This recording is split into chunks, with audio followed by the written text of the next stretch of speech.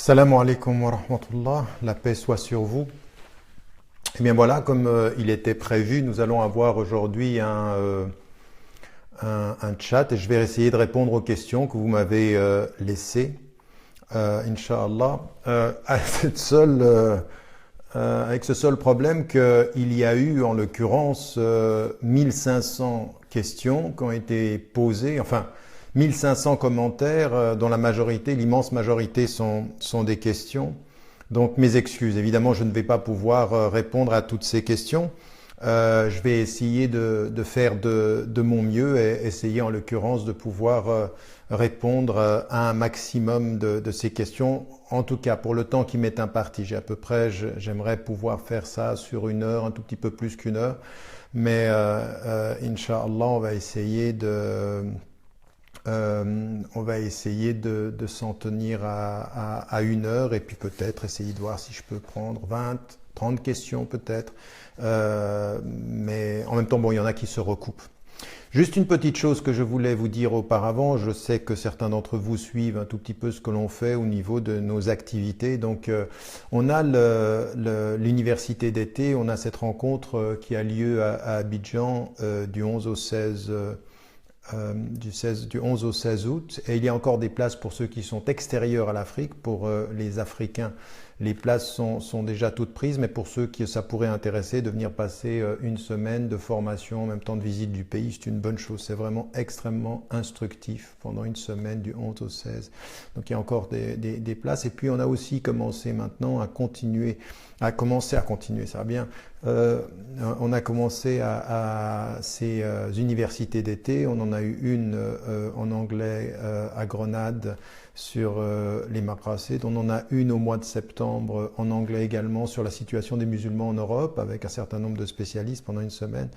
Et Inch'Allah, on va essayer lors de l'été prochain au Canada d'avoir aussi une université d'été en français. Bien, alors permettez-moi de commencer par cette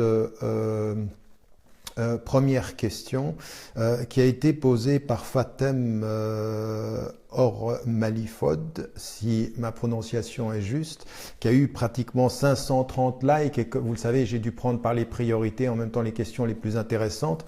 Et donc, c'est une question qui est liée, qui est importante parce que c'est une question qui est liée à la famille, à comment finalement une maman qui vient de décéder, rahimahullah, et puis comment la famille s'occupe ou non des enfants, avec des enfants qui en l'occurrence ici sont âgés, sont eux-mêmes aussi des parents. Et il y a quand même une chose qu'il faut qu'on se dise. Les gens nous parlent beaucoup d'intégration. Nous avons dit et répété, vous comme moi d'ailleurs, partout où vous êtes, que l'intégration s'est dépassée pour nous, que nous sommes français, que nous sommes allemands, que nous sommes britanniques, etc. Maintenant, il y a quand même un autre problème.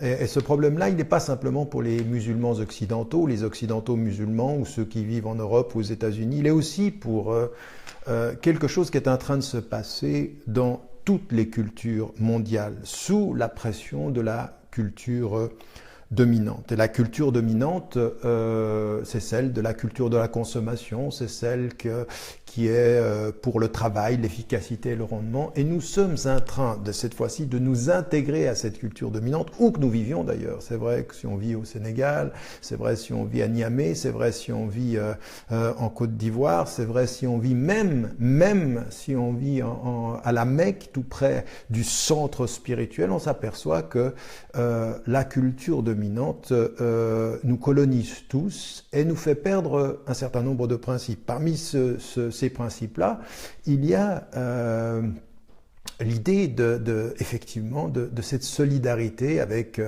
la famille. Souvenez-vous de ce que disait Ampateba, nous, quand un vieux meurt, c'est une bibliothèque qui disparaît parce qu'il est la mémoire de la tradition et que, en fait, les parents, nos parents ou nos grands-parents n'étaient peut-être pas forcément, pour ce qui concerne beaucoup d'entre ceux qui sont en Europe, très connaisseurs de l'islam. Et même en Afrique, on s'aperçoit, mais que forcément, c'était plus culturel, ça leur a été transmis comme ceci. Et on s'aperçoit qu'ils ont quand même transmis quelque chose d'extrêmement fort. Ce qu'ils ont transmis, c'est un sens de la famille, un sens de la générosité, un sens du don, un sens du service des parents, qui est directement en droit de ligne avec la parole coranique. Si vous revenez au Coran, وَقَضَى رَبُّكَ أَلَّا تَعْبُدُوا إِلَّا إِيَّاهُ وَبِالْوَالِدَيْنِ إِحْسَانًا.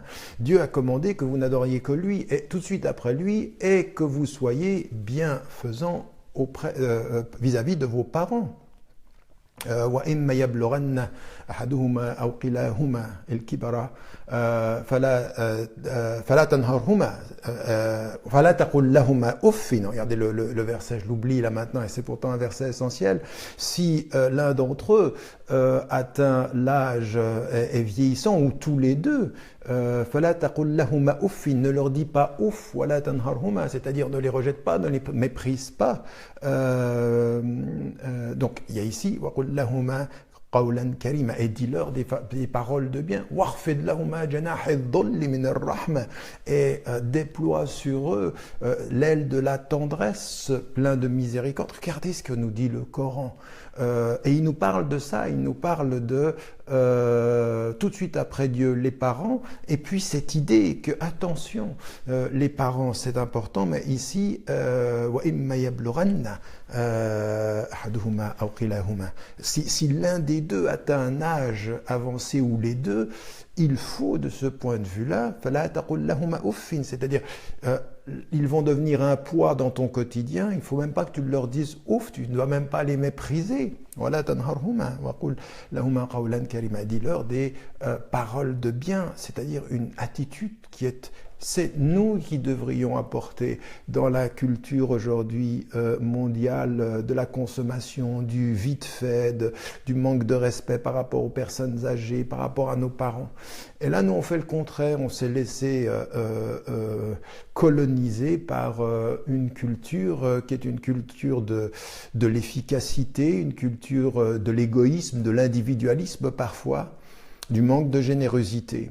S'il y a quelque chose qu'on peut apporter là où on se trouve, si on est les témoins de notre foi, c'est par le fait d'être cette personne qui n'oublie jamais, quel que soit son âge, qu'elle est l'enfant de quelqu'un, la petite fille ou le petit garçon de quelqu'un, et qui va rappeler ça à sa famille aussi, qui va rappeler ça à ses frères et à ses sœurs. Quel est le sens de la vie si finalement on finit individualiste ou on finit égoïste, et puis que ceux qui nous ont donné la vie, ceux qui nous ont éduqués, ce qu'on essaye de faire, c'est de les placer dans... J'ai même vu des gens, et je le comprends, je veux dire, j'ai vu des gens, c'est vrai en Hollande, je l'ai vu en Allemagne, je l'ai entendu aux États-Unis, qui veulent faire des homes pour personnes âgées, pour pouvoir placer les personnes âgées.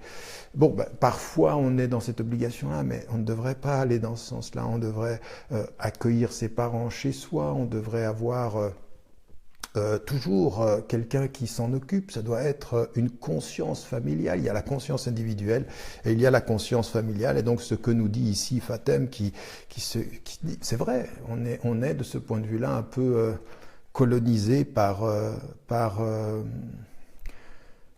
dans le mauvais sens d'une culture on devrait être des résistants à cette culture-là, et partout où nous sommes, même si vos parents ils connaissaient pas beaucoup l'islam, ils connaissaient pas l'Europe, ils connaissaient pas le Canada, ils vous ont donné du cœur. Et ça, il faut le garder.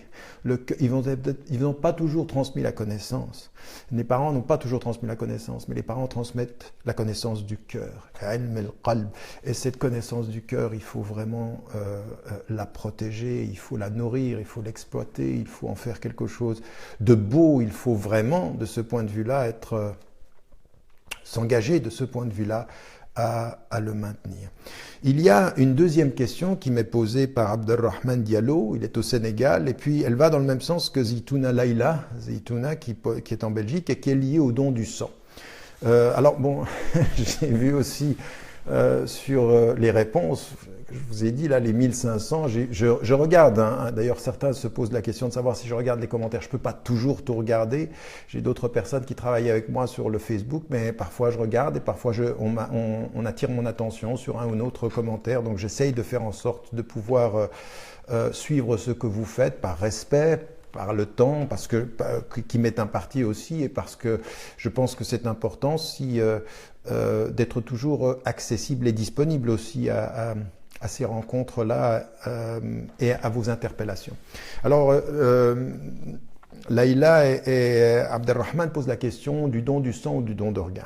Et puis, il y en a certains des mouftis Facebook qui leur répondent, et d'autres d'ailleurs qui ont des connaissances. Donc, c'est bien hein, que vous répondiez. Une fois que vous avez la connaissance, que vous avez étudié, il est tout à fait légitime de répondre ou d'essayer de le faire, et puis de parfois compléter la question ou la réponse. Donc ici, qu'est-ce qui est dit par rapport au don? D'abord, en termes de don du sang, quasiment à l'unanimité des savants, et ce sont des positions qui sont maintenant acquises, le don du sang est permis. Donc on n'a pas de problème avec le don du sang. Donc on peut donner son sang et on ne se pose pas la question sur le don du sang de à qui ce sang va-t-il être donné à partir du moment où on est dans une situation humanitaire, que la personne soit athée, agnostique, musulmane ou autre, on ne pose pas la question, on donne son sang pour sauver la vie. La prééminence de la vie sur les autres considérations de religion, de couleur, de race ou de statut social l'emporte. Donc déjà ça c'est un premier élément. C'est exactement la même chose sur la question des dons d'organes, à l'exception des organes reproducteurs sur lesquels il y a de ce point de vue-là bien entendu un problème par rapport à la transmission. Eh bien tous les autres organes on peut les donner, et donc de ce point de vue-là, il est bon de donner son avis. Vous savez qu'aujourd'hui, il y a certains pays dans lesquels il y a une législation qui dit que si vous ne vous y opposez pas, de fait, votre silence est compris comme un consentement. On n'a pas de problème avec ça. Après, c'est chacun dans sa conscience qui doit stipuler. S'il n'a rien stipulé ou si elle n'a rien stipulé avant sa mort, mais ce sera à la famille de pouvoir le faire, de prendre position par rapport à ça. Mais donc c'est possible. Maintenant, on est en train de découvrir des choses qui sont extrêmement intéressantes sur, par exemple, la transmission du cœur, par exemple, et cette idée qu'effectivement, il y a des éléments du corps où on a trouvé des neurones, et il y a aussi des choses qui sont transmises qu'on ne savait pas être transmises. En plus, ajouté à ceci, ici, il y a l'ensemble des considérations qui sont liées à la génétique, et donc qui, en l'occurrence ici, mettent aussi en évidence le fait que on avance dans les connaissances, mais c'est possible et il n'y a absolument pas de problème de ce point de vue-là par rapport au don du sang ou au don d'organes. Kodou Aïcha,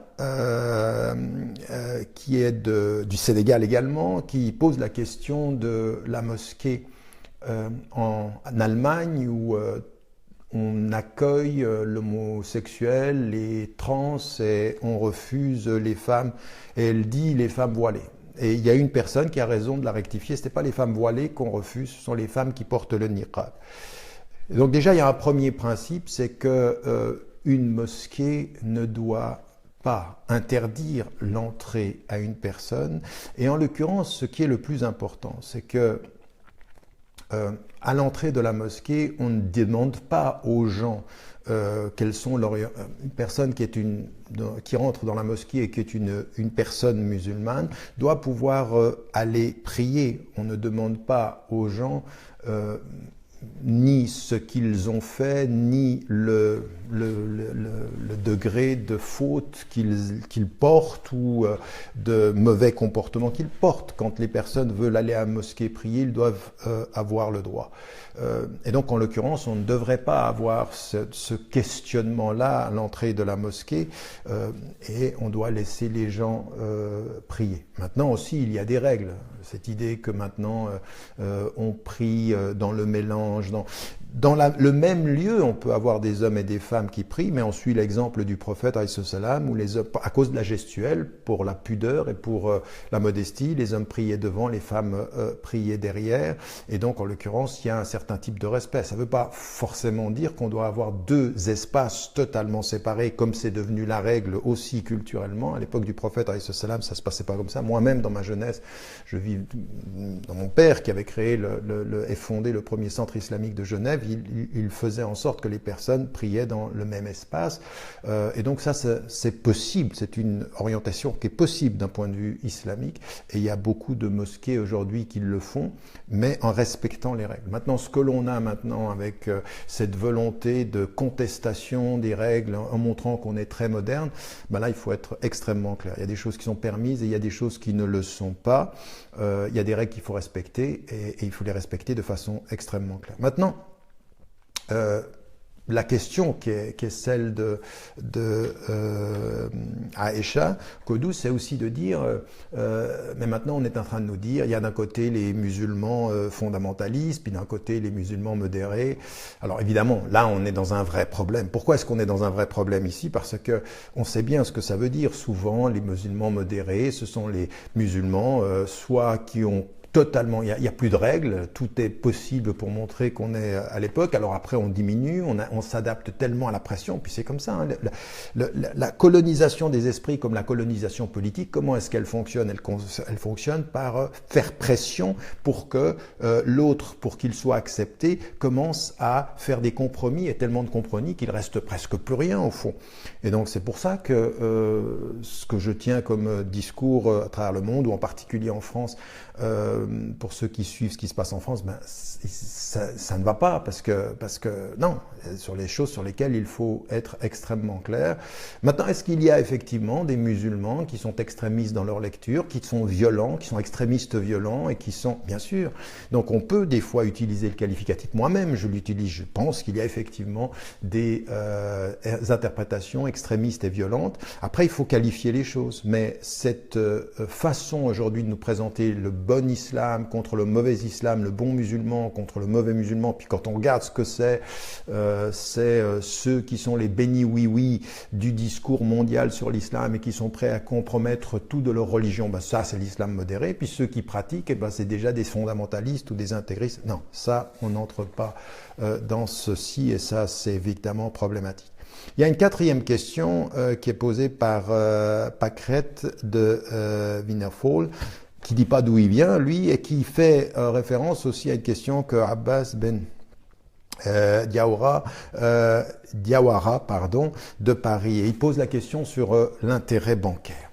Alors ici, sur la question de l'intérêt bancaire, on a plusieurs opinions, bien entendu, chez les savants. Et chez les savants, cet intérêt bancaire, évidemment, ce que l'on sait nous, la spéculation, l'argent qui fait de l'argent, c'est quelque chose que l'islam refuse. Et donc, est-ce qu'on peut aller et utiliser l'intérêt bancaire? Vous savez qu'il y avait une seule opinion, enfin une école qui exprimait l'opinion que quand on est dans un pays qui n'est pas majorité musulmane, c'était l'école Hanafi qui dit on peut utiliser l'intérêt bancaire à partir du moment où on respecte les règles du pays, quand on est en minorité. Mais évidemment, les choses ont changé aujourd'hui. Il n'y a plus tellement on peut plus catégoriser le monde en Dar el-Islam et Dar el-Harb. Ça, je l'ai écrit depuis plus de 30 ans maintenant. Mais vous avez une opinion du Conseil européen de la fatwa et de la recherche qui dit, par rapport à l'habitation, dans une situation de nécessité, eh bien, on peut. Oui, effectivement, on peut utiliser l'intérêt bancaire pour acheter une maison en cas de nécessité, pour protéger sa famille, pour pouvoir avoir un bien. Donc, il y a ceci. Le problème, il y a beaucoup de problèmes autour de cette fatwa-là par rapport à la conception générale de l'économie mondiale aujourd'hui, parce qu'on donne à des gens qui sont dans les sociétés minoritairement musulmanes ou en Occident des prérogatives qu'on ne donne pas à des sociétés majoritairement musulmanes, alors que dans les sociétés majoritairement musulmanes, c'est eux qui subissent le plus l'économie mondiale. Mais le principe, quel est-il? Alors déjà, ça c'est un problème. Le principe, quel est-il? C'est de dire, dans une situation où on veut protéger ses biens, dans la situation de nécessité, on peut le faire. Donc, pour ceux qui entrent dans cette idée-là, qui vont dans cette idée-là, eh bien oui, personne ne peut nier le fait qu'il y a des opinions juridiques qui le permettent au niveau européen, au niveau américain, au niveau mondial même, certains.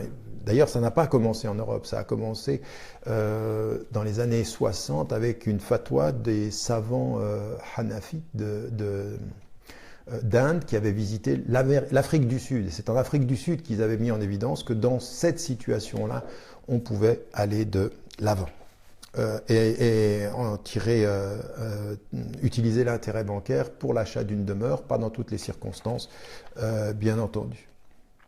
Attendez, je regarde. Donc ceux qui ne savent pas à qui je réponds, puisque je vois qu'il y en a qui se posent des questions, je réponds à des questions qui sont sur la liste que j'ai reçue de questions, et je ferai ça souvent. Donc il y a des questions que vous m'avez posées en bas de Facebook, et donc je suis ces questions, j'ai tiré celles qui étaient les plus choisies. Il y a une question qui est posée par l'islam confrérique, c'est au Sénégal, et sur la charia. Malheureusement, je n'ai pas retenu le nom de la personne qui m'a posé cette question. Et là aussi, j'ai beaucoup répété, parce qu'il y a beaucoup de questions aussi sur le soufisme. Le soufisme et tasawwuf, ça fait partie de l'islam, mais ça fait partie de l'islam avec des conditions. C'est aussi ancien que la tradition musulmane. Le premier des soufis, il est des tabi'in, mais aussi même autour du prophète. Le premier qui avait une attitude qu'on appellerait soufi au sens de s'approcher de Dieu, c'était le prophète, alayhi salam. Donc on a cette réalité. Maintenant, c'est essentiel de faire attention aux éléments qui composent le tasawwuf de ce point de vue-là. Qu'est-ce que ça veut dire, la réalité du tasawwuf, du soufisme? Et donc, ici, qu'on soit clair, on a une tradition et puis on a l'instrumentalisation d'une tradition. Alors je dis souvent, et je le répète, il y a des conditions pour pouvoir identifier un vrai cercle soufi d'enseignement. 4 conditions. La première des conditions, c'est que tout ce qui est enseigné par le murabbi, c'est-à-dire l'éducateur ou le guide, le murshid d'un cercle soufi, d'une tariqa ou des turuq soufia, doit être strictement compatible avec ce que l'islam nous enseigne, c'est-à-dire les prières sont là, le jeûne est là, c'est pas on suit un cheikh et on suit plus l'islam au nom du fait que lui serait plus l'islam que l'islam lui-même, impossible. Donc là on a aujourd'hui des groupes soufis qui se disent soufis, vous les regardez, vous dites mais il y en a qui boivent de l'alcool, il y en a qui ne prient pas, il y en a qui ne jeûnent pas, on est à des années-lumière de l'islam et ça se justifie comme ceci. Donc le cheikh il doit être de ce point de vue-là extrêmement strict. Deuxième des conditions, c'est que l'éducateur, il rapproche de Dieu, il ne rapproche pas de lui. C'est pas lui qu'on sanctifie, c'est Dieu que l'on adore et lui qui nous apprend à nous approcher de Dieu, mais pas au point qu'on finit par être complètement dans la sanctification, l'adoration du cheikh. Vous avez des gens, quand ils parlent de leur cheikh, on se dirait, mais ils parlent de Dieu. Mais en l'occurrence, c'est pas possible. On se rapproche de Dieu. Souvenez-vous du proverbe chinois qui dit, quand le sage montre la lune, l'imbécile regarde le doigt. Quand le cheikh oriente vers Dieu, ce serait faux de regarder que le cheikh. Donc bien sûr, on peut lui être respectueux, il y a du respect, il y a de la déférence, mais il n'y a pas d'adoration. Troisième des choses qui est importante, dans un cercle soufi, il faut regarder l'argent. Parce que souvent, vous avez des cercles soufis qui vous disent oui, il faut de la sobriété, il faut ne pas vouloir de l'argent, il faut s'éloigner du monde, etc. Puis vous les regardez, eux, les responsables, ils sont dans le luxe, dans les grandes voitures, ils font mendier des gens et eux, ils vivent dans le luxe. Ça ne va pas. Là, il y a un vrai problème, il y a quelque chose qui est lié ici à la cohérence et au manque de sincérité dans la pratique. Et puis la quatrième des réalités, c'est la question du rapport au pouvoir. Et dans le rapport au pouvoir, c'est un vrai cercle soufi s'éloigne du pouvoir. Il ne sert aucun pouvoir et ne laisse aucun pouvoir se servir de lui. Et donc là, il y a certains cercles soufis dans l'histoire de la colonisation qui a collaboré avec les colons, qui a collaboré avec le colonisateur. Puis il y en a d'autres qui lui ont résisté. Shamel en Tchétchénie, il résiste au colonisateur. Et puis vous en avez d'autres en Afrique ou ailleurs qui ont, de ce point de vue-là, collaboré. Et donc voilà les 4 conditions. Stricte application des règles islamiques et du respect, le cheikh rapproche de Dieu, pas de lui, et c'est pas lui le saint, lui il n'est que le saint au sens de sanctifié, adoré comme Dieu, mais il rapproche de Dieu, il y a une transparence dans l'argent et il y a une clarté dans le rapport au pouvoir. Alors, après, on en vient à ce qui peut se passer au Sénégal ou dans d'autres confréries, et là, on s'aperçoit qu'il y a dans ces confréries-là des gens extrêmement sincères, qui font un vrai travail d'éducation. Et puis, il y en a d'autres qui instrumentalisent ceci, et là, c'est un vrai problème. Donc, il n'y a pas à condamner absolument ou à soutenir absolument, il faut être extrêmement précis et pointu, il faut aller dans l'observation et puis se rendre compte qu'il y en a qui sont corrompus de ce point de vue-là, qui utilisent l'islam à des fins personnelles, qui vivent dans le luxe et qui utilisent leur pouvoir. Puis il y en a d'autres qui sont extrêmement sincères. Et donc je propose à ceux qui me posent cette question-là, que ce soit d'ailleurs en Afrique ou que ce soit en Occident, de toujours regarder ces critères-là et puis de ne jamais faire de jugements généraux, mais d'aller au cas par cas. Depuis Marseille, Dariniga Nadia, elle a un mari qui est converti, elle ne porte pas le khimar, c'est-à-dire le foulard islamique, et elle se pose la question de partir avec son mari en pèlerinage, mais comme elle ne porte pas le foulard, elle se dit, est-ce que je peux... Mais écoutez, il faut qu'on fasse très attention avec cette question du foulard. Le foulard est une prescription islamique. C'est une prescription islamique et donc il appartient à chaque femme de faire son cheminement par rapport à ça. D'abord, qu'on soit clair, personne ne peut l'imposer à une femme, ni le papa, ni le frère, ni la communauté et la société. Une femme, c'est un acte de foi, ça. La femme décide quand elle veut le porter et si elle veut le porter. Ça, c'est un premier élément. Deuxième des éléments, il faut qu'on soit clair. C'est pas l'élément le plus important de la religion. Chez les savants, ça a été mis, par exemple, pas par rapport aux daruriyat, c'est-à-dire pas au niveau des choses essentielles, mais des hajiyat, c'est-à-dire c'est important, mais c'est pas l'essentiel. Ce qui vient d'abord, c'est les 5 piliers, c'est-à-dire la prière, c'est-à-dire le pèlerinage, le jeûne, la zakat, tout ça c'est important. Alors une femme qui ne se sent pas de porter le foulard et qui est dans ce cheminement, ben évidemment elle va en pèlerinage, elle fait les choses essentielles d'abord et elle ne laisse personne la juger. C'est à personne de venir lui dire « Ah ben tu peux pas aller pèlerinage, tu pries pas tant que tu... » Il y en a qui vont dire à des femmes « Tu pries pas tant que tu portes pas le foulard », mais c'est n'importe quoi. Ça c'est l'islam à la petite semaine, ça. Non, tu pries et puis tu avances, tu demandes à Dieu de t'accompagner dans ce cheminement-là et puis tu avances comme tu peux. Quand tu le sentiras, tu le sentiras. Si tu ne le sens pas, tu ne le sens pas. Nul ne peut juger de la sincérité de quelqu'un qui dit La ilaha illallah, il n'est de Dieu que Dieu, et on laisse les gens avancer de ce point de vue-là sans discussion. Ne vous laissez pas faire par les jugements de cette communauté. Cette communauté, si on ne... Vous savez, cette communauté, ça sera la première à vous célébrer, la première à vous enfoncer. Et donc, el qil ou el qal, dans cette communauté, on est des champions. On est des champions, on aime ça. Et puis on peut détruire, on peut célébrer. Nous sommes des émotifs, c'est pas toujours sage nos jugements dans cette communauté. Et donc, à partir de ce moment-là, la force spirituelle, dire écoute, t'es mon frère, t'es ma sœur. Tu seras toujours mon frère, toujours ma sœur, quand tu tiens ta langue. Maintenant, si c'est pour me juger ou si c'est pour dire tu es ci ou tu es cela, tu te tais. Imsik alayka lisanak, tu tiens ta langue. Et puis si tu ne vas pas tenir ta langue, je vais t'apprendre à la tenir, moi. Et tu sais comment je vais t'apprendre à la tenir? Je vais, de ce point de vue-là, être dans le silence, dans la distance. Et de ce point de vue-là, je te laisserai faire. Mon indifférence sera mon meilleur cadeau à ce jugement que tu n'as pas le droit de faire. Quand tu n'as pas le droit de faire quelque chose, eh bien moi je ne vais pas répondre à la violence, pas idfa billati hiya ahsan. Réponds de la meilleure des façons. La meilleure des façons, c'est je vais ignorer ce que tu me dis. Donc, qu'on ne se laisse pas faire de ce point de vue-là. Noujoum Ahmad de Montréal. Bonne question sur les chiites et les sunnites. Alors, bon.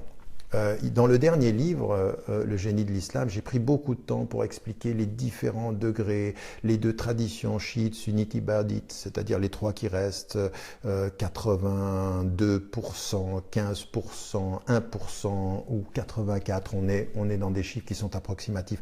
Les sunnites étant 84%, 15% pour les chiites et 1% pour les ibadites. Et puis ensuite, il y a les différentes écoles, les différentes courants de pensée. Tout ça, j'ai essayé de l'expliquer parce qu'il faut qu'on soit au courant de ces distinctions-là. Donc déjà, ça, c'est important.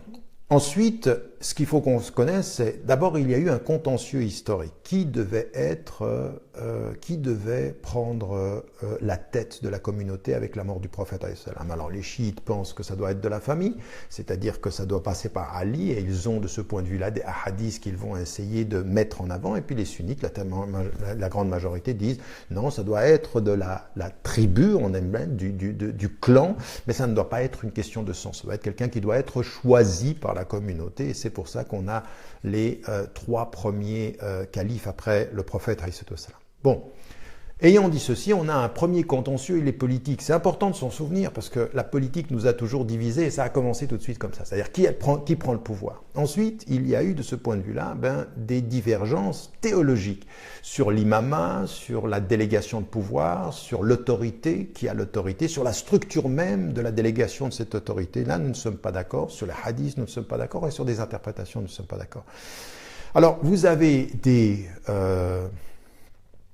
lecture littéraliste des salafs aujourd'hui qui vous disent « Ah, les chiites ne sont pas musulmans ». Alors, et puis, vous avez aussi chez certains chiites le rejet même des sunnites. Puis vous en avez, j'ai entendu maintenant, des gens qui disent « Ah, ni chiites, ni sunnites, mais musulmans », ce qui ne veut rien dire du tout, puisque ça n'existe pas ceci. À partir d'un certain moment, les sunna wal jama'a font partie d'une tradition qui est l'expression traduite de l'islam. Le principe pour nous, il est de considérer que les sunnites et les chiites sont musulmans. Et les ibadites aussi. Et donc il y a quelque chose qui nous unit. Maintenant, il y a des gens qui ont excessifs des deux côtés. Et là, on a à devoir prendre position. Je n'ai pas le temps d'entrer dans ces détails-là, mais sunnites, chiites sont musulmans avec les ibadites. Et deuxième élément, il faut qu'on fasse attention à ce que nos contentieux politiques ne remettent pas en cause le fait qu'on soit, si tu penses ça, donc tu n'es plus musulman, s'il pense ça, ben oui, moi j'ai pu dire, et de ce point de vue-là, condamner l'attitude iranienne de soutien à Bachar el-Assad, qui utilisait aussi parfois la référence chiite en disant non, je ne suis pas d'accord politiquement, et même pour ceux qui utilisent la référence sunnite, je condamne ceci, mais je ne vais pas accepter non plus que les chiites utilisent le chiisme contre le sunnisme pour justifier religieusement ceci. Et le contraire est faux également, c'est-à-dire certains qui vont utiliser le sunnisme en disant c'est un conflit religieux, c'est sunnite contre chiite. Non, nous avons un vrai contentieux politique ici, parce qu'alors vraiment, après on ne s'en sort plus du tout, on finit par confondre la divergence politique avec le schisme religieux. Et ça c'est extrêmement dangereux. Dans le livre le Réveil arabe, puis ensuite dans le dernier livre, j'ai parlé de ceci en disant que c'était un des grands dangers et qu'il fallait de ce point de vue-là l'éviter fondamentalement. Voilà. Ensuite, Mohamed Ziad pose la question. Le Coran seul, il est de l'île Maurice, et il pose une question intéressante, parce que ça arrive aujourd'hui, on a les coranistes qui disent le hadith on ne prend pas, on va prendre que les versets coraniques. Alors là, ça ne va pas non plus. Nous, le prophète alayhi salam, il nous a dit, j'ai laissé parmi vous deux choses, si vous vous y tenez, vous ne vous perdrez pas. D'abord, un, le Coran, et deux, ma voix, sunnati. Et ceci, c'est pour nous important. D'ailleurs, qu'on soit clair, on ne pourrait pas, on ne saurait pas comment prier sur la seule base du Coran. Alors ceux qui prennent les versets qui disent oui, on saurait, non. Sallu kama ra'aytumuni usalli, le prophète alayhi salam a dit priez comme vous m'avez vu prier. Et donc en l'occurrence, ce qu'il dit ici, c'est que nous prions selon les ahadiths, selon les traditions, pas simplement selon le Coran. Donc ça n'est pas possible. Alors le premier pilier de l'islam pratique, c'est la prière. On ne saurait pas prier si on ne pouvait pas se référer au hadith. Donc le hadith, il est important. Maintenant, le Coran est prioritaire et c'est la parole coranique qui est la première. On doit être clair, le seul texte sur lequel nous disons il est authentique quant à sa source, authentique quant à sa transmission, c'est le Coran. C'est-à-dire, là on est clair. Maintenant, les hadiths ne sont pas de cette nature-là, et donc il faut continuer le travail d'authentification. Il faut faire le travail d'authentification sur l'isnad, c'est-à-dire la chaîne de transmission, mais également sur le mat, c'est-à-dire sur le contenu, et en même temps même sur les compilations. Je pense, oui, et je l'ai dit et répété, que le Bukhari ou Muslim, ce sont les deux ouvrages considérés par Ahl Sunnah wal Jama'a, les sunnites en l'occurrence, comme les plus authentiques. Maintenant, rien n'empêche, et rien ne peut empêcher que ce travail humain, et le Bukhari ou Muslim étaient des êtres humains, ils ont fait une compilation de ce qui leur apparaissait le plus authentique. Eh bien, il n'y a pas d'être humain parfait, sincère, pieux, même le prophète, salam, sincère, pieux, dans certaines de ses décisions, même de justice, disait, si quelqu'un d'entre vous peut me tromper, eh bien qu'il fasse attention. Ça veut dire que même lui, on pouvait le tromper si on était suffisamment habile pour transformer l'histoire. Eh bien de ce point de vue-là, ça peut arriver même avec les compilations. Donc rien ne nous interdit de continuer ce travail-là. Le Coran est authentique, tout le reste, tout ce qui est agencé, produit et développé par la pensée humaine est soumis à la critique. Et doit être soumis à la critique. Pas n'importe comment, ça doit être une critique savante, ça doit être une critique où l'on sait de quoi on parle, où l'on sait de quoi il s'agit et ce que l'on fait. Voilà pour cette question. Et donc ici, il faut qu'on fasse attention à cela, très attention à cela. Atissé Axi de Mulhouse pose une question aussi sur laquelle j'ai beaucoup répondu déjà, et là aussi il faut qu'on soit clair. C'est notre rapport à la médecine. Et donc notre rapport à la médecine. Quand il s'agit par exemple d'un médicament où il y a de l'alcool, là aussi, il faut qu'on soit extrêmement clair. Un médicament qu'il est nécessaire de prendre dans lequel il y a de l'alcool, où il y a des éléments qu'on ne peut pas, c'est-à-dire des produits qui sont considérés soit parce qu'il y a c'est arrivé, des éléments d'origine porcine ou de l'alcool, quand il s'agit de médicaments, on n'a aucun problème avec ça. On n'a aucun problème. Dans le cas de nécessité, il faut le prendre. Et donc, encore une fois, la médecine, quand il s'agit de notre santé, même par rapport aux médecins, on a des gens qui nous disent « Oui, mais moi, une femme, quand elle va voir le médecin, ça doit être une femme. Quand c'est un homme, il va voir un homme. » Mais non, quand on a le choix et puis qu'on se sent mieux et puis qu'on est une femme, on va voir une femme et que la personne elle est là, elle est présente et puis qu'on se sent mieux, on le fait la même chose pour un homme. Mais si maintenant on a deux médecins et que le plus compétent, celui qui est le plus capable, eh bien c'est un homme pour une femme, ben la femme elle va voir l'homme, elle va chercher le meilleur médecin. Et donc il n'y a aucun problème en médecine quand il s'agit de la santé, de la vie, il n'y a absolument aucun problème par rapport à cela. Et donc il faut aller de l'avant de ce point de vue-là, nous l'avons dit. La 10e question de Fatima Sow, et puis Lilia Bahjar, je suis désolé, il faut que je fasse attention à comment je réécris les noms, là j'écris vite, qui pose la question sur les 6 jours de Shawwal, par quoi on commence quand on a des jours à rattraper? Écoutez, les 6 jours de... Alors là, il y a plusieurs opinions. Pour certains, il faut distinguer les jours qu'on a à rattraper et des 6 jours de Shawwal. Ça, c'est l'opinion majoritaire. Il y a pourtant des savants minoritaires qui ont mis en évidence, vous pouvez faire les deux, c'est-à-dire les jours que vous avez rattrapés, et les 6 jours de Shawwal, vous les considérez comme des jours que vous avez à rattraper. Ça, c'est une position minoritaire, c'est pas la mienne. Moi, je ne suis pas cette opinion-là parce que je pense que ce sont deux choses différentes. Clairement, les 6 jours de Shawwal, vous avez que Shawwal pour les faire. Le mois qui suit le mois du Ramadan, donc il faut les faire. Les 10 jours ou 7 ou 8 jours ou les jours que vous avez rattrapés du mois du Ramadan, vous avez jusqu'au mois du Ramadan suivant. Donc vous avez 11 mois pour les faire. Et donc, Le mieux, c'est de faire les 6 jours de Shawwal avec l'intention des 6 jours de Shawwal. Et puis après, vous rattrapez ce que vous avez à faire pendant l'année. Ça, c'est le mieux. Maintenant, encore une fois, ce que je viens de vous dire n'est pas la seule opinion. Ceux qui ont envie de prendre la facilité pourraient se dire, je fais les 6 jours, je prends les 6 jours plus, ça m'enlève 6 jours que j'avais déjà à rattraper, ou alors mes 6 jours, c'est aussi les 6 jours que j'ai pas fait pendant le Ramadan. Puis dans les 6 jours, on met les 2 intentions. C'est possible, c'est minoritaire, mais à mon sens, c'est quand même problématique au niveau du sens et de l'intention.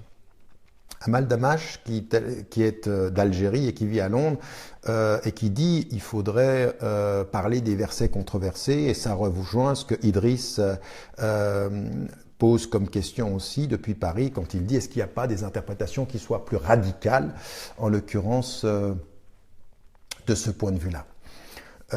Sur la critique de... écoutez, il y a un travail qui doit être fait, de lecture des textes, de relecture des textes, du travail critique. Je n'ai pas arrêté de le faire et de proposer des choses depuis 30 ans. Je pense qu'il faut qu'on continue, mais qu'il faut qu'on fasse attention. C'est-à-dire, qu'est-ce qui, par exemple, sur les textes controversés, moi j'avais écrit un livre à l'époque qui est ressorti après coup, qui s'appelle de l'islam, les musulmans d'Occident, où j'avais pris tout un chapitre sur les versets controversés, et puis d'autres cours que j'ai pu donner sur les versets controversés. C'est-à-dire les versets controversés, c'est-à-dire les versets qui sont liés à la violence, les versets qui sont liés aux femmes, les versets qui sont liés au dialogue interreligieux. Puis il faut prendre ceci, il faut en faire la critique, il faut le contextualiser, tout ça, ça se fait. Mais il faut faire attention, c'est-à-dire, moi j'ai même entendu certains qui disent certains versets il faut les oublier, ils sont caducs, ils ne sont plus nos références. Non, tous les versets sont nos références. Le Coran est un livre pour nous qui est la parole de Dieu. Maintenant, il faut faire un travail de contextualisation. Vous savez, c'est pas facile parce qu'il faut, pour bien comprendre un verset, simplement que j'explique comment il faut faire.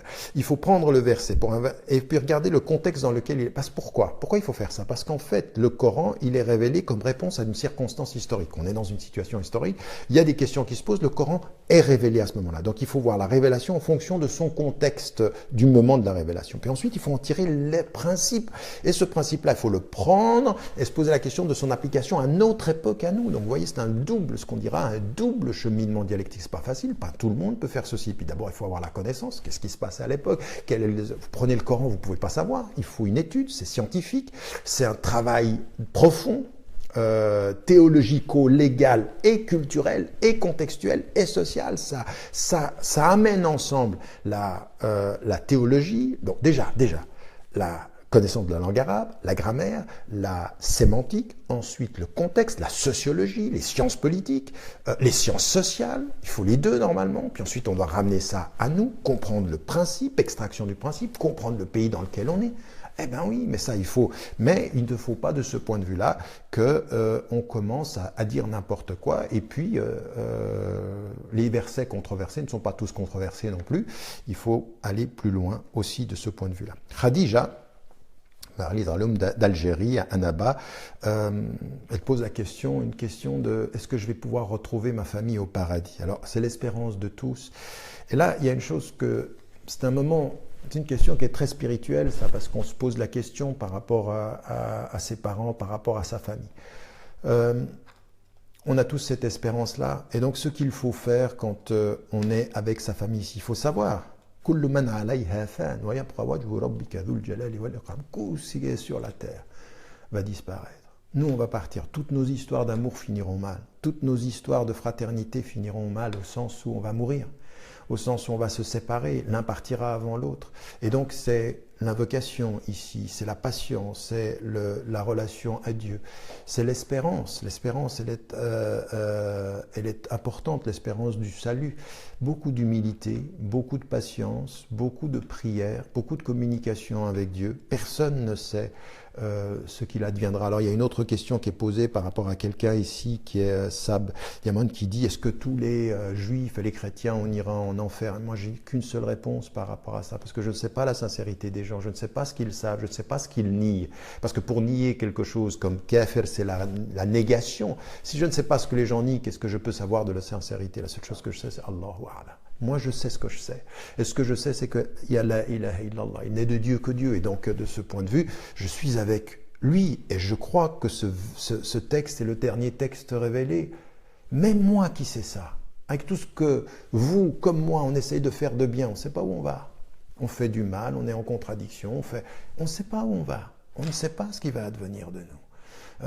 Et donc, mais comme si on ne sait pas ce qui va advenir de nous, il faut mieux se taire sur ce que va advenir des gens. Allahu A'lam, Dieu est plus savant parce qu'on ne sait pas. Il y a des choses que, vous savez, je veux dire, il y a des gens qui viennent me dire, oui, et puis alors Mère Teresa, où est-ce qu'elle va? Mais j'en sais rien. Allahu A'lam. Et puis il y en a qui suivent le mouvement de Mère Teresa, c'était une sainte. Et Mère Teresa, elle a fait des choses extraordinaires pour le service. Moi, je suis même allé là-bas, je suis allé à Calcutta voir. Et en même temps, j'ai vu d'autres choses, c'est-à-dire une femme qui recevait des enfants musulmans, puisque la majorité étaient des immigrés qui venaient du Bangladesh, qui sont donc à pratiquement 100% musulmans, qui les accueille et qui ne les donne à l'adoption qu'à des couples catholiques qui prouvent leur catholicité. Donc elle est en mission en fait.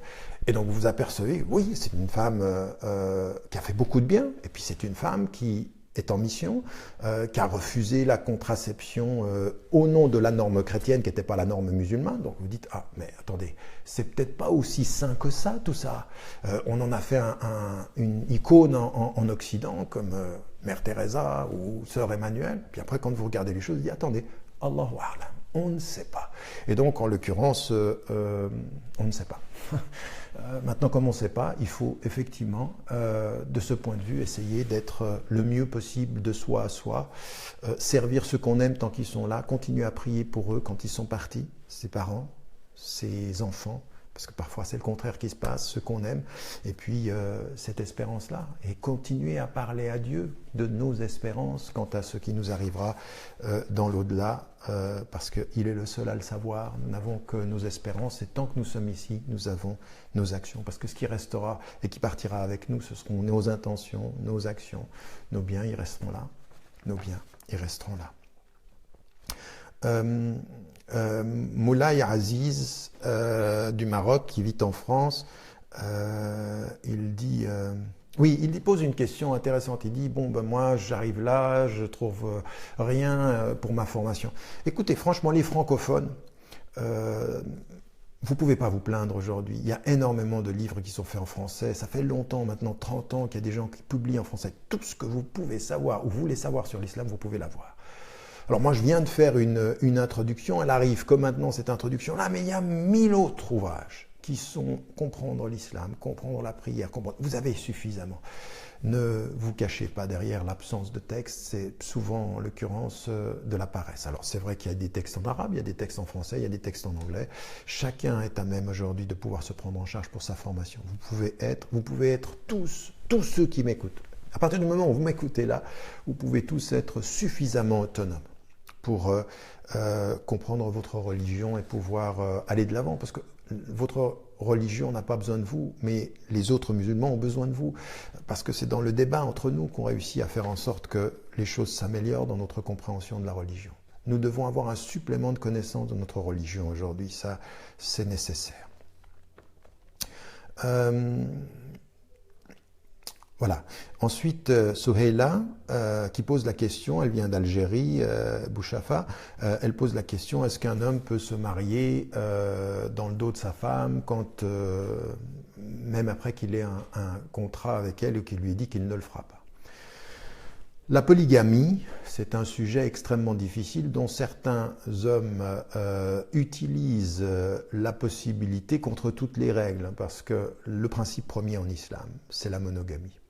Alors encore une fois, ce n'est pas la seule position que vous avez chez certains savants qui diront non, la polygamie c'est le principe premier. Non, je pense qu'il faut qu'on soit clair, la monogamie est le principe premier et l'exception c'est la polygamie. Il y a des conditions extrêmement claires. Quand un homme avec une femme a dit dans son contrat de mariage qu'il n'épouserait pas une autre femme, il doit respecter son contrat de mariage en l'occurrence. Et elle a le droit, dès qu'elle le sait, de pouvoir divorcer, bien sûr, avant même ceci, mais en l'occurrence ici c'est son droit, parce que s'il se mariait en l'occurrence, donc dès qu'elle le sait, elle a ce droit-là, elle a le droit de toute façon de pouvoir divorcer.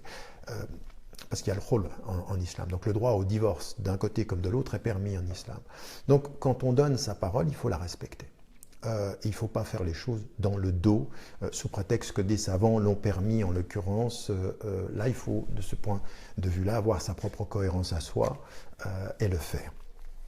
Ça, c'est un premier élément. Et puis ensuite, après, dans tout ce qui sont les conditions, une femme, elle a le droit, dans son contrat de mariage, dire « Eh ben non, je ne veux pas que tu te maries avec une autre femme ». Ça, c'est les Hanbalites. Vous voyez que ceux qui disent que les Hanbalites sont les plus stricts et les plus durs avec les femmes, pas toujours. Il n'y a pas d'école qui soit ou blanche ou noire. Il y a des avis juridiques qui sont distincts. Et donc ici, une femme peut s'opposer à ceci. Alors, il y en a qui le font, il y en a qui... de ce point de vue-là, ne respectent rien de l'islam dans la monogamie, mais veulent tout de l'islam dans la polygamie. Je répète, pour les hommes. Il y a des hommes qui ne veulent rien de l'islam dans la monogamie, mais qui veulent tous de l'islam dans la polygamie. Ben, ça ne va pas. C'est pas comme ça. Notre religion, elle est extrêmement stricte de ce point de vue-là. Une femme peut le refuser. Et puis, il y a de ce point de vue-là des règles extrêmement strictes par rapport aux épouses. Et puis, quand on est dans un pays où la loi dit non, ben c'est non. On ne peut pas jouer avec la loi de ce point de vue-là. Il faut que les choses soient claires aussi et que c'est ensuite au cas par cas qu'il va falloir traiter les choses, mais il y a des principes généraux qu'il faut respecter. La question 16 qui est par Momo Amein, qui fait référence à un article de Caroline Fourès qui a repris ce que l'on a dit, que j'avais dit sur l'excision. Quel mensonge, mais quel mensonge, toute cette campagne qui a été reprise. Vous voyez, je vais vous donner un exemple. Il y a un imam, Cher Shaker, que je connais, à Washington, qui dit une chose. Il dit, dans la tradition musulmane, on parle de non seulement la circoncision et de l'excision. Et il dit, c'est débattu chez les savants, il y a des savants qui l'ont défendu. Et lui, il prend une position plutôt contre l'excision et il dit, mais ce qu'on dit aujourd'hui, les médecins, c'est que celles qui ne subissent pas l'excision ont une hypersexualité. C'est ce qu'il rajoute d'un point de vue personnel. Alors qu'on soit extrêmement clair. Ensuite, controverse, par qui? Par Memri. Memri, c'est une agence médiatique, dit-on, qui reprend des textes en arabe ou chez les musulmans, qui traduit certains passages, pas toutes les conférences, certains passages, et qui les diffuse partout sur le net ou partout dans les grandes chaînes. Qui est Memri? Memri, celui qui est le responsable, c'est un ancien des services, pas des services de renseignement, des militaires israéliens. Il a créé ceci et c'est un instrument de propagande qui est directement lié à Middle East Watch, c'est-à-dire Daniel Pipes aux États-Unis, Caroline Fourest en France, tout cela, ils bossent ensemble, ils travaillent ensemble. Et eux, ils prennent ces choses-là, ils les diffusent, puis ils font la controverse. Et puis, il y a des musulmans. Certains ont peur tout de suite, alors ils ont répondu. Et moi, je n'ai pas aimé qu'ils répondent systématiquement en demandant la démission du cheikh en disant l'islam condamne les mutilations génitales. Une d'entre elles étant l'excision. Il faut savoir qu'en fait, avant on disait l'excision, maintenant on dit les mutilations génitales, les mutilations féminines, mutilations génitales féminines. Et donc, en l'occurrence, voilà ce qu'on dit aujourd'hui. Et donc, il dit, ah non, l'islam le condamne. Et moi, qu'est-ce que j'ai répondu à ça? J'ai dit, écoutez, d'abord, première des choses, je parle aux musulmans, je leur dis, ne répondez pas à ces campagnes médiatiques dont on sait quelles sont la source. Memri, ce sont des imposteurs de l'information, des propagandistes qui coupent. Et d'ailleurs, ce que j'ai dit va se confirmer avec ce qu'ils vont faire avec moi et la campagne qui va se passer aux États-Unis comme en France. Donc ils coupent le propos, c'est ce qu'ils vont faire avec moi tout de suite après. Et donc ils coupent le propos, puis les musulmans, il faut qu'il démissionne, qu'il perde son poste. Je dis non, je ne suis pas d'accord. Pour deux raisons. Première des choses, qu'est-ce qu'il a dit le cheikh? Le cheikh, ce qu'il a dit, le cheikh Shakel, il a dit, ça fait partie de notre tradition. En fait, ce qu'il veut dire, et ce que moi je voulais dire, ça a été discuté dans notre tradition, au point aujourd'hui que certains savants, et certains savants en Afrique, comme certains savants au Moyen-Orient, jusqu'à Gad el-Haq, qui a été le recteur de l'université d'Azhar, défendaient ceci. Il le défendait. Et donc, vous avez des savants qui... Alors, qu'est-ce que je dis, moi? Je dis, mais vous ne pouvez pas dire, pour faire plaisir à Memri, que ça ne fait pas partie d'un débat dans notre tradition. Et donc vous dites que ça fait partie d'un débat dans notre décision. Un minimum d'honnêteté intellectuelle, un minimum de courage. Le courage, c'est pas de dire à Memri et à dire toute cette campagne-là, ça n'existe pas dans notre tradition, il faut faire démissionner le cheikh. Le courage, quel est-il? Où il est le vrai courage? Le vrai courage, c'est d'assumer d'où on vient dans sa tradition en disant, bien, moi maintenant, aujourd'hui, en tant que musulman, eh bien, ça a été discuté par certains savants. Quelle position je prends en connaissance de cause? Et moi, c'est ce que j'ai fait. J'ai pris une position en connaissance des causes, étude des textes à l'appui, contre l'excision, contre les mutilations génitales féminines, contre ceci, en disant, je sais que certains savants l'ont défendu, mais moi, en revenant sur les textes et en étudiant les textes, je dis que c'est pas islamique. Et donc, qu'est-ce qu'ils ont fait? Ils ont dit, ah, Tariq Ramadan dit que ça fait partie des traditions musulmanes et que ça doit être discuté. Alors, qu'est-ce que fait Memri? Les mêmes, qu'est-ce qu'ils font? Ils vont prendre ma vidéo, couper la vidéo, et puis dire, Tariq Ramadan dit, l'excision fait partie de la tradition musulmane. Regardez l'imposture, regardez le mensonge. Et qui est-ce qui va relayer ceci? Eh bien, tous ceux qu'on connaît là, les islamophobes d'un côté et les sionistes de l'autre. Parce que, en fait, beaucoup de ce qui va produire une pensée islamophobe aujourd'hui est aussi lié avec un certain nombre de sionistes. Daniel Pipes, vous l'écoutez, Israël, pendant qu'il bombarde Gaza, ben, ils ont raison, ils se défendent. Et bon, il y a 2000 civils qui sont morts. Ben non, c'est pas des civils, c'est tous des assassins, c'est tous des terroristes. Pourquoi c'est tous des terroristes? Parce qu'ils ont voté Hamas. Et donc, comme ils ont voté Hamas, ben, ils vont payer le prix. Et donc, on a le droit. Vous voyez, c'est les mêmes.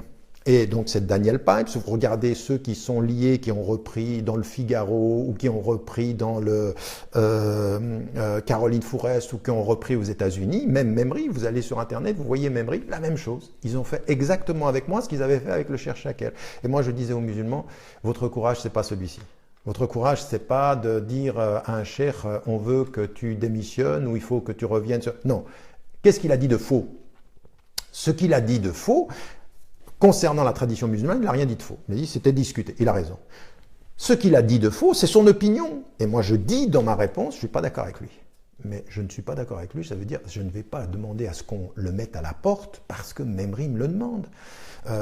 Et je ne vais pas commencer à faire un islam à la petite semaine parce que le pouvoir me le demande ou parce que les médias me le demandent. Il faut avoir le courage, c'est de se retourner vers sa tradition, de regarder les chouyours en disant attendez, on va avoir une discussion là. Et puis sur cette discussion, que dit l'islam? Ce que j'ai demandé, quand je demandais le moratoire, je me retourne vers les musulmans, je dis non, moi il ne va pas falloir me dire à moi que ça n'existe pas dans notre tradition, alors que ça se passe en Arabie Saoudite, que ça se passe par rapport aux pauvres, que ça se passe par rapport aux femmes. Je veux une vraie discussion. Le courage, c'est de faire face aux contradictions de ce que certains savants portent dans notre tradition. C'est pas de nier que ça existe. Le courage, c'est de faire face aux siens, c'est pas de se plier devant les autres. Voilà ce que j'ai dit par rapport à ça. Et donc, ceux qui sont dans leur salon parisien ou qui sont dans leur salon à Washington et qui nous font... ils sont jamais descendus dans la rue pour se lutter contre l'excision, ils sont jamais descendus dans la rue, ils sont dans leur bureau. Ce que j'ai essayé de faire avec ma vie, c'est de partir au Mali, c'est de partir au Burkina Faso, c'est de partir même en Égypte dans cette implication-là. J'ai pris des positions en Asie. J'ai pris ces positions-là. Je me suis fait même critiquer par un certain nombre de savants en Afrique en disant c'est de l'islam occidental. Je dis non, c'est de l'islam qui prend les textes au sérieux et qui vous dit ce que vous faites. Non, c'est pas. Et il ne s'agit pas pour moi de le faire simplement de façon plus hygiénique. Non, c'est de ne pas le faire. Et de ce point de vue-là, j'ai pu écrire, mais ça fait 30 ans, de 30 ans sur le terrain, pour voir des menteurs, des imposteurs de la pensée qui veulent pervertir le propos d'une façon qui n'est pas acceptable. Et voilà ce que j'ai pu dire de ce point de vue-là. Et s'il vous plaît, vous pourrez rapporter ceci, vous renvoyez les gens à cette vidéo, vous répondez, parce que moi, j'ai pas le temps de répondre à ceci. Il y a une bonne question également de Saïd Rara de Paris qui pose la question, et de Niamey aussi, Abdoulaye Djibrina de Niamey, il pose la question sur la crise du Qatar. J'ai pu m'exprimer sur la crise du Qatar, c'est une situation extrêmement difficile. Moi, je ne suis pas du tout dans la posture extrêmement simpliste. Le Qatar, c'est les bons, et puis l'Arabie Saoudite, les Émirats, l'Égypte, ce sont les mauvais. Je pense que la situation, elle est beaucoup plus complexe. Déjà, une position de principe, c'est cette coupure et ce boycott, on ne sait pas d'où ça vient et pourquoi de cette façon-là, rien ne peut le justifier. Donc en l'occurrence déjà une position de principe par rapport aux Émirats, mais c'est pas nouveau, hein, je veux dire, les Émirats ont soutenu les dictateurs, ils ont été contre les soulèvements populaires, et donc les Émirats, l'Égypte, l'Arabie Saoudite, et puis les pays qui se sont affiliés à eux sont des problèmes, ça c'est certain.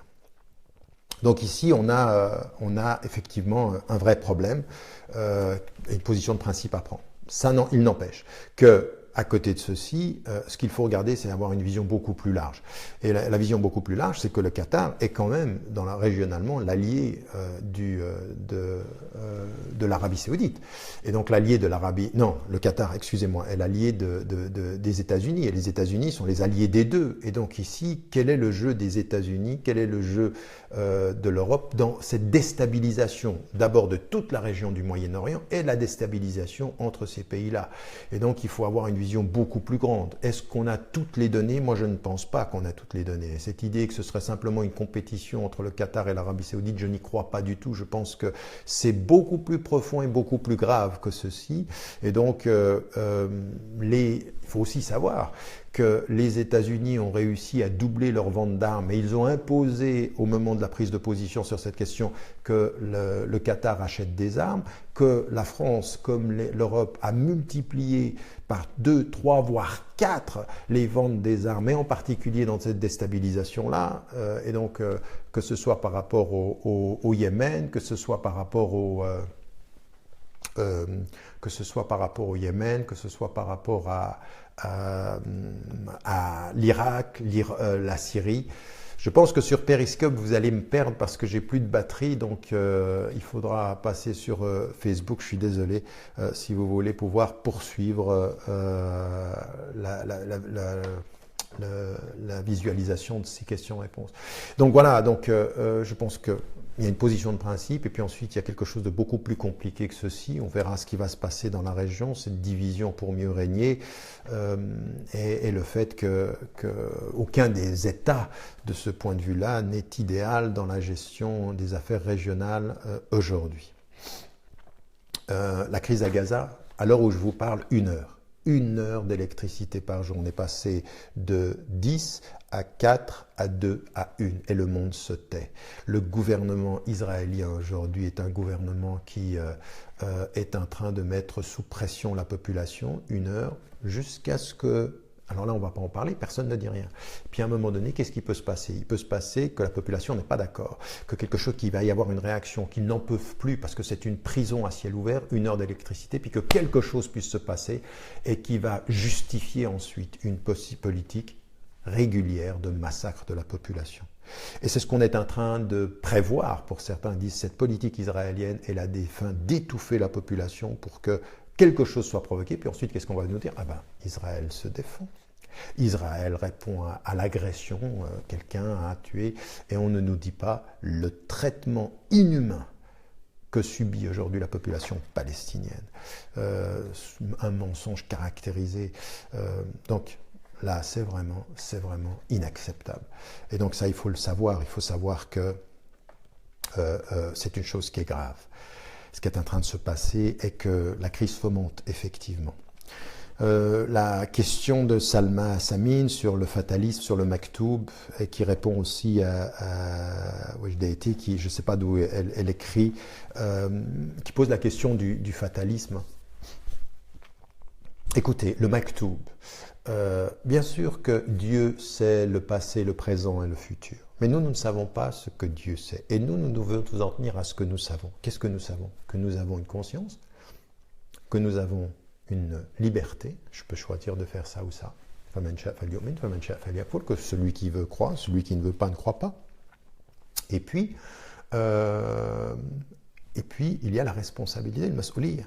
À partir du moment où je sais ceci, je dois prendre mes décisions à partir de ce que je sais et non pas supposer ce que Dieu sait. Ce que Dieu sait, je ne le sais pas. Et mon ignorance de ce que Dieu sait, c'est ma liberté, ma conscience et ma responsabilité. Et donc il n'y a pas de fatalisme. Quand on dit « Inch'Allah », si Dieu le veut, les choses arriveront. Oui, c'est vrai. S'il le veut, lui, ça arrivera. Mais moi, ce que je sais, c'est que je dois faire ce que je dois faire.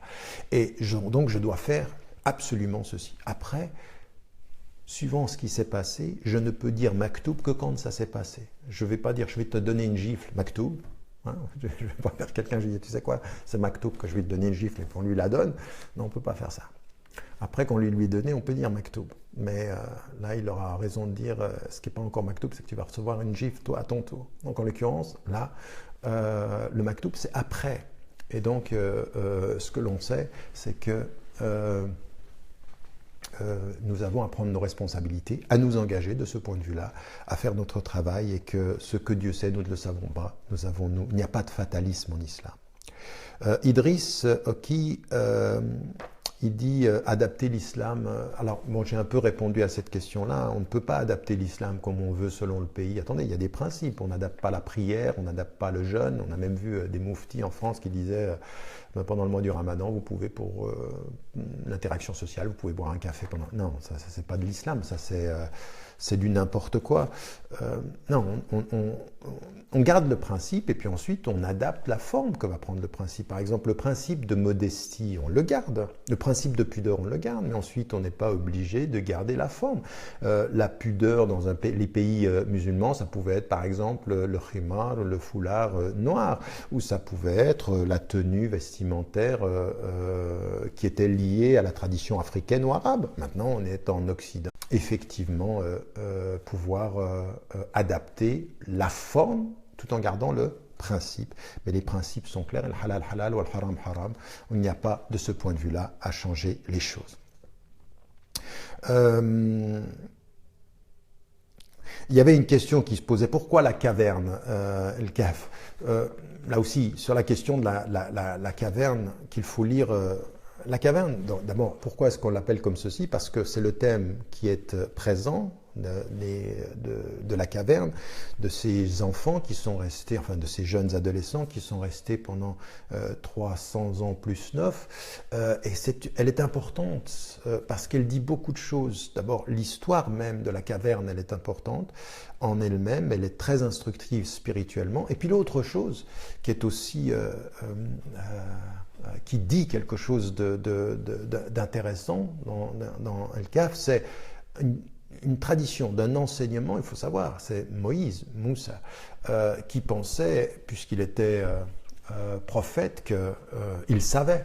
Et Dieu va lui envoyer quelqu'un, le Khidr, qui sait plus que lui. Et il va lui faire tout un travail d'initiation. Donc la caverne, elle est aussi liée à cette histoire-là. Et elle est liée aussi à à ces enfants qui vont rester, qui vont revenir à la vie après 300 ans et qui vont, de ce point de vue-là, se rendre compte que dans l'ordre du divin, le temps, il est rien, et la connaissance, il y a toujours plus. Donc il y a toujours un connaisseur plus connaisseur que le connaisseur.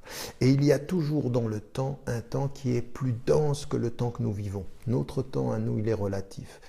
Et on le sait, quand vous avez comme moi les cheveux qui deviennent blancs, quand on prend de l'âge, on s'aperçoit que ça passe vite. Bardon au bardonium, ça va très vite.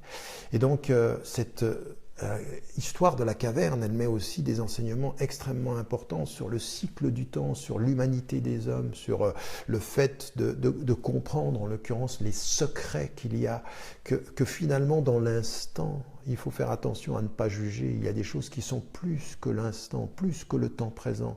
Alors, dans El Kahf, avec Moïse et cette histoire, c'est il n'a pas la patience d'attendre parce qu'il y a des choses que tu ne sais pas, que j'ai troué ce bateau parce qu'un roi allait venir.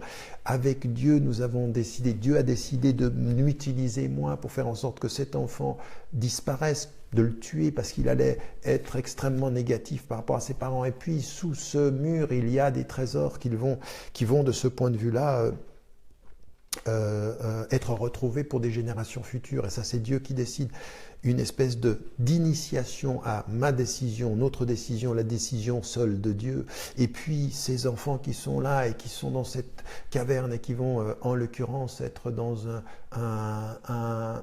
qui vont revenir et qui vont être protégés par Dieu au-delà du temps, pour nous dire simplement, attention, l'ordre de la nature dit beaucoup, mais il ne dit pas tout. Le temps que tu vis est un temps qui est plein, mais qui est un temps qui est rapide. Et le savoir que tu as est un savoir important, mais c'est un savoir tellement limité. Voilà, des enseignements spirituels qui sont importants. Il y a des dernières questions ici qui sont posées concernant la nationalité française. Est-ce que je continue à m'y engager? Oui, bien sûr. Je vais avancer sur ce domaine-là. Non pas pour avoir un quelconque engagement politique dans le pays. Rassurez-vous, je n'ai absolument aucune intention de me présenter à la présidentielle pour répondre à Bourdin. Et pourquoi pas, hein? Pourquoi pas? Non, je plaisante. Ça n'est pas du tout. Et puis il y a Mounira qui posait la question de savoir où est-ce que j'avais appris les langues et comment. Vous savez, il y a un engagement islamique à avoir, des études pour lesquelles il faut s'engager, et puis il y a tout le reste. Il faut s'engager à comprendre que le savoir dont on parle à nous, c'est un savoir des langues, c'est un savoir des différentes sciences. Chaque fois qu'on peut, il faut s'y engager, être curieux, s'armer par rapport à ces différents univers de communication, c'est les langues, et ça, si vous pouvez en apprendre plusieurs, il faut le faire.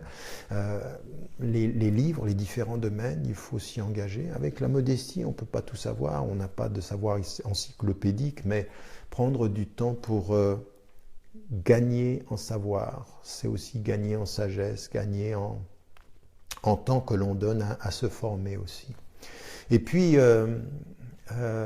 voilà, je vais terminer là, ça m'aura pris, je crois, à peu près un peu plus qu'une heure. Je vais faire ça de temps en temps et je suivrai vos questions, comme je vous l'ai dit. Je pense que c'est une bonne méthode de voir quelles sont les questions qui viennent. Je suis désolé vraiment pour celles et ceux à qui je n'ai pas pu répondre parce qu'il y avait beaucoup. Vous pourrez revenir dans d'autres moments et puis vous savez maintenant quelle est la technique. De faire en sorte que vos questions montent avec ceux qui les soutiennent. J'essaye de répondre aux questions qui sont les plus transversales ou qui répondent à l'attente de plus de personnes. C'est pas facile, l'époque que l'on vit, elle n'est pas facile. On vit une époque où il y a beaucoup de critiques, il y a beaucoup de doutes, où il y a des gens même, j'ai rencontré des gens qui sont même dans le chemin de l'athéisme, ou parce qu'il y a ce qu'ils voient que les musulmans font, parce qu'eux-mêmes ne sont pas équipés dans leur connaissance ou qu'ils ont des doutes. Et tout ça, il faut y faire face. Il faut faire face à nos questionnements personnels, il faut faire face à la difficulté de l'époque. Et il faut trouver une certaine paix, il faut trouver une certaine sagesse par rapport à ce cheminement-là. Donc, cette sagesse et cette confiance qu'il faut trouver, il faut la trouver à l'intérieur de soi. Il faut revenir à soi, il faut lire, il faut s'armer intellectuellement, s'engager aussi à devenir un être autonome où on a nos questions et on les connaît et on cherche nos réponses. Et on devient de ce point de vue-là en quête de nos propres réponses, en quête de nos propres autonomies, en quête de notre propre volonté d'être.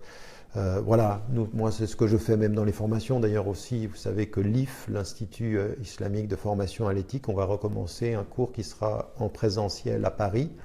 On aura à peu près 200 participants l'année prochaine, mais aussi par Internet, pour ceux que ça intéresse de pouvoir suivre ces formations à distance.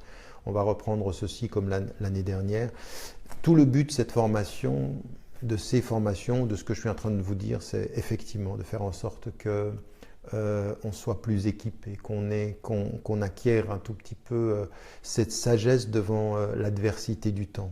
Pour faire simplement une chose, de ne pas finir par nous penser en victime. L'islamophobie, ça existe. Le racisme, ça existe. Le rejet, ça existe. Et puis, oui, d'accord. Mais on a aussi une conscience, on a aussi une volonté, on a aussi du temps, on a aussi des instruments, on a les moyens de notre liberté, on a les moyens de notre autonomie. On a les moyens de lui parler aussi, on a les moyens de notre force spirituelle et intellectuelle. On est les victimes de personne, on n'est même pas les victimes de notre histoire. Il faut simplement aujourd'hui que ceux qui m'écoutent aient un tout petit peu de courage pour être fiers d'abord de savoir qui ils sont, d'être fiers de qui ils sont et puis pouvoir s'y engager. Alors là, vous m'écoutez au moment où je vous parle, on est à travers tout le monde. J'ai vu des questions qui viennent de Montréal, des questions qui viennent d'Algérie, qui viennent du Maroc, qui viennent de Tunisie, qui viennent du Niger, de Niamey, d'Abidjan, de Paris, de Marseille, même d'Indonésie, ou qui viennent de l'île Maurice, ou qui viennent... Oui, c'est le monde auquel on parle là maintenant. Je suis en train de vous parler comme si je parlais à travers le monde entier, à des milliers de personnes qui suivent. Bon, sur ce moment-là, il y a plus d'un millier qui ont suivi. Et puis finalement, vous voyez que cet instrument, il nous donne la possibilité de nous parler partout à travers le monde. Nous ne sommes pas des victimes. Que vous soyez en Afrique, que vous soyez en Amérique du Nord ou en Amérique du Sud, que vous soyez en Europe, que vous soyez en Asie. Voilà, après, à partir d'un certain moment, il faut se prendre en charge et il faut comprendre une chose, c'est que notre spiritualité à nous, c'est pas une spiritualité contre la religion. On a une religion qui nous demande une certaine discipline dans notre vie quotidienne, il faut être discipliné, puis on a la spiritualité qui est de mettre du sens dans ce que l'on fait. Et il faut essayer de mettre ce sens et de s'y engager, et puis de ne pas se laisser coloniser par tout et n'importe quoi. Alors je reviens à la première question. وَقَضَى رَبُّكَ أَلَّا تَعْبُدُوا إِلَّا إِيَّاهُ وَبِالْوَالِدَيْنِ إِحْسَانًا. Dieu a commandé que vous n'adoriez que lui et que vous soyez bons envers eux, et que si l'un d'entre eux ou les deux, s'il y en a un d'entre eux qui atteint un âge avancé, ou les deux, eh bien, فَلَا تَقُلْ لَهُمَا أُفٍّ, ne leur dis pas ouf, وَلَا تَنْهَرْهُمَا, et ne les rejette pas, وَقُلْ لَهُمَا قَوْلًا كَرِيمًا, et dis-leur des paroles de bien. Ça, c'est vraiment important, et j'aimerais terminer par cela, parce que c'est avec ceci que j'ai commencé. Il ne faut pas que nous nous laissions coloniser par l'égoïsme, l'individualisme, sa petite vie, de son salaire, sa petite famille, au point qu'on ne sait plus comment être avec ses parents. Et écoutez ceci, et étends sur eux cette aile de la tendresse et de la miséricorde. Qu'est-ce que vous voulez de plus que cela?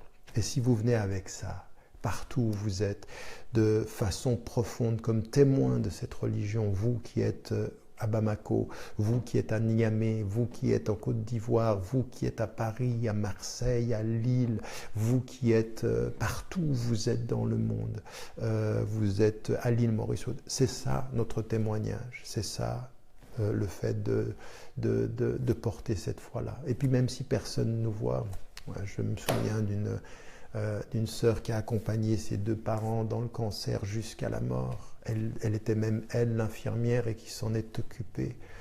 Et Dieu sait si, dans le silence que personne n'a vu, il y a la dignité que seul Dieu voit, il y a la bonté que seul Dieu voit. Et malgré toutes les erreurs que cette personne ou d'autres on peut faire, eh bien oui, il y a des choses que personne ne voit, mais que Dieu sait. Et il y a des choses que les hommes voient et que Dieu pardonne. Il y a des choses que personne ne voit et que Dieu sait. Et il y a des choses que les hommes voient et jugent et que Dieu pardonne. Que Dieu nous aide, Inch'Allah. À bientôt pour d'autres rencontres. Vous me direz ce que vous avez pensé de cette façon de faire. Si vous avez des idées sur la façon de l'améliorer, n'hésitez pas. Je regarderai les commentaires pour savoir s'il y a une façon de l'améliorer, ceci. J'ai fait au mieux, avec les moyens qui sont les miens. Que Dieu vous aime, que Dieu vous garde. Et n'oubliez pas, n'oubliez jamais de dire à ceux que vous aimez que vous les aimez. Comme vous le savez, cette vie est fragile. Wassalamu alaikum wa rahmatullahi wa barakatuh.